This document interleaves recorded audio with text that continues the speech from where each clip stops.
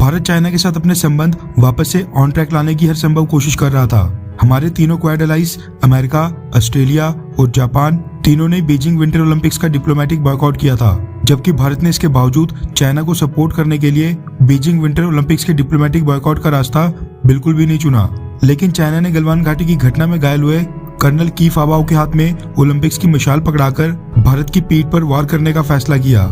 China ने इस बार सच में लाइन क्रॉस की है, यानी अब सारी हदें पार कर दी हैं। भारत की तरफ से डिप्लोमेटिक बॉयकॉट या डीडी स्पोर्ट्स द्वारा बीजिंग विंटर ओलंपिक्स की ओपनिंग और क्लोजिंग सेरेमनी टेलीकास्ट न करने के फैसले तक अब इस बार बात बिल्कुल भी नहीं रुकेगी। मोदी गवर्नमेंट आने वाले कुछ दिनों में चाइना के खिलाफ और कई सारे एक्शंस लेने वाली है और इसी के साथ हमें अमेरिका समेत वेस्टर्न देशों के साथ मिलकर आगे चाइना के खिलाफ एक बड़ी स्ट्रेटेजी फ्रेम करनी पड़ेगी। अननोन सोर्सेज की रिपोर्ट के मुताबिक बैकडोर चैनल्स के जरिए अमेरिका ने बाकी कई सारे देशों के साथ साथ इंडिया से भी रिक्वेस्ट की थी कि इंडिया को भी चाइना द्वारा होस्ट किए जा रहे बीजिंग विंटर ओलंपिक्स का डिप्लोमेटिक बॉयकॉट करना चाहिए। लेकिन उस समय भारत ने अमेरिका की इस रिक्वेस्ट को पूरी तरह से इग्नोर किया था।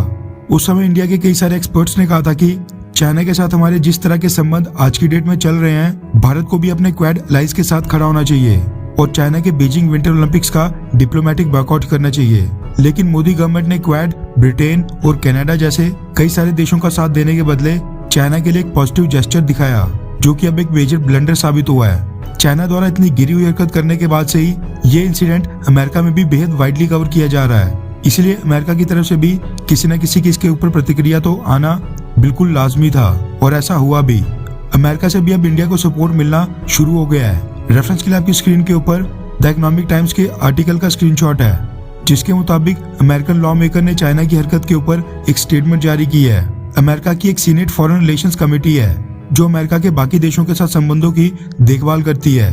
कौन से देश के साथ अमेरिका के कैसे संबंध होने चाहिए, इस चीज को लुक आफ्टर करती है। रिपोर्ट्स के मुताबिक डोनाल्ड ट्रंप की रिपब्लिकन पार्टी के सीनेटर जिम रिश, जो US senate foreign relations committee के मेंबर भी हैं, उन्होंने चाइना द्वारा people liberation army regiment commander को टॉर्च बेरर बनाने का बहुत ही कड़ा विरोध किया है। जिम रिश ने कहा है कि यह बहुत ही शेमफुल यानी बहुत ही शर्मनाक है कि चाइना ने बीजिंग विंटर ओलंपिक्स में एक ऐसे व्यक्ति के हाथ में मशाल पकड़ाई है जो चाइना की उस मिलिट्री कमांड का हिस्सा था जिसने इंडिया के ऊपर अटैक यानी इंडिया के ऊपर हमला किया था।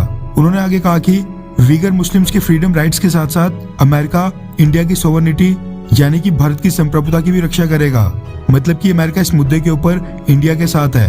अमेरिका की तरफ से इस इंसिडेंट के ऊपर पहला रिएक्शन है। पॉसिबल है कि यूएस स्टेट डिपार्टमेंट के स्पोक्स पर्सन या अमेरिका के फॉरेन मिनिस्टर एंटनी ब्लिंकन की तरफ से भी इस मुद्दे के ऊपर कोई स्टेटमेंट आए।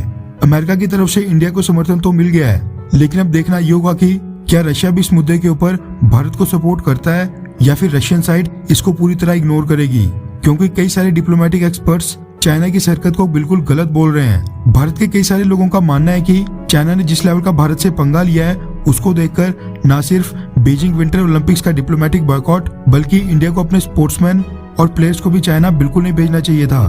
खैर, आपको क्या लगता है कि क्या अब हमें अमेरिका को भी अपना दोस्त मानना चाहिए या फिर अमेरिका के ऊपर भरोसा बिल्कुल नहीं किया जा सकता है? हाँ या फिर नहीं? नीचे कमेंट करके अपनी राय जरूर बताएं।